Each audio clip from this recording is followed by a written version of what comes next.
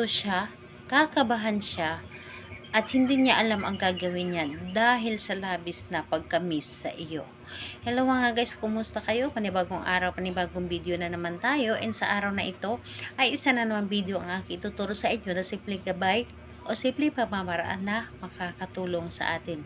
At bago ang lahat, gusto ko lang mag-disclaimer sa mga taong hindi naniniwala at hindi gusto ang mga kagaya nitong video.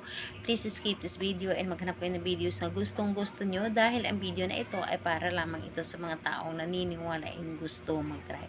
Sa lahat po ng mga nagko-comment dito sa aking video dito sa loob ng aking channel, mag-ingat sa lahat ng mga nagre-reply sa inyo na dinadala kayo sa kanilang WhatsApp and Imo app upang makaiwas po tayo sa scam. Ngayon po ituturo ko sa inyo paano siya malilito. Yung tipong hindi alam ang gagawin niya na para bang nababalisa siya, kinakabahan siya, iniisip kanya para siya po ay hindi or para siya ay hindi matigil sa kakaisip sa iyo. Ito ay pwedeng gawin sa parehas ang kasarian, babae ito babae, and lalaki ito lalaki. And syempre naman sa ating babae at lalaki na mag-partner. And pwede itong gawin kahit kayo ay magkalayo at magkalapit sa isa't isa. So kung magtatanong kayo kung ano ang ating gagamitin dito, sarili nyo lamang po. Wala kayong ibang gagamitin kundi sarili lamang ninyo. So ayun po, wala po kayong dapat gamitin. And syempre, ihahanda mo lamang ang iyong sarili. Ihahanda mo, kailangan na buo ang inyong loob sa paggawa nito and malaki ang inyong tiwala at paniniwala. And syempre, hindi kayo dapat na magdududa sa inyong dapat na gawin. So, ayun, kapag ready ka na, naramdaman ninyo na wala kang pagdadoubt sa iyong gagawin, pwede mo na itong simulan. So, ayun, ang gagawin mo lamang bago ka matulog sa gabi. Bago ka matulog sa gabi, isipin mo siya ng isipin ng husto. Yung tipong gaano mo siya kagusto na mabalisa, gaano mo siya gusto na kakabahan, yung hindi alam ang gagawin niya, dahil minsan ganyan tayo.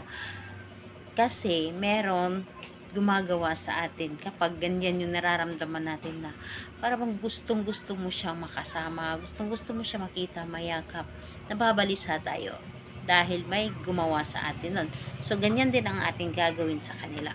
So, ganito po, bago ka matulog sa gabi, yung nasa higaan ka na, kahit nakahiga ka, and pumikit ka lang and mag-focus ka. Mag-focus ka sa iyong sarili, sa iyong gagawin. So, ganito po ang inyong gagawin. Sambitin mo ng 11 times ang kanyang pangalan at apelyido at ang inyong nais. So, ganito po. Pangalan, apelyido ng inyong partner. Isunod ninyo po. Kakabahan ka. Hindi mo alam ang gagawin. Mababalisa ka. At ako lamang ang inyong iisipin. Lagi kang nalilito sa iyong dapat gawin.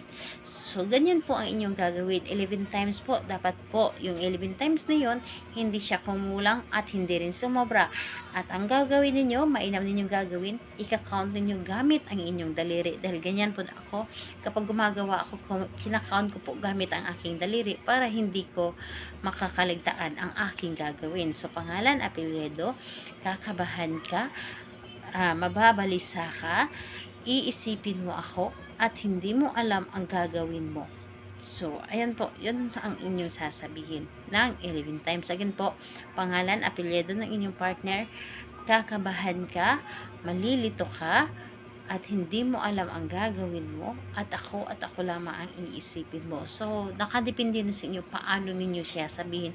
Yung tipong gaano ninyo kagusto na malilito or malito siya dahil hindi niya ang gagawin dahil sa pag-iisip sa inyo. So, napakadali lamang itong gawin. So, kahit anong araw at oras ito, pwede itong gawin. Pwede rin ito sa umaga gawin. Yung tipong gusto ninyo, yung parang hinihila kayo na gawin ito, pwede din po. So, sa gabi kasi is optional lang ito, pero kasi kapag ako gumagawa kasi ng ritual para sa aking partner is gabi ko ginagawa dahil nararamdaman ko sa aking sarili na kapag gumagawa ako sa gabi, mas doon ang epekto, mabilis siyang umepekto dahil tahimik ang paligid at mas mabilis tayong mapapakinggan ng universe. So, ayun po, kahit anong araw naman to, pwedeng gawin at oras, pwede po. Salamat po sa inyo. Bye bye everyone. God bless us all.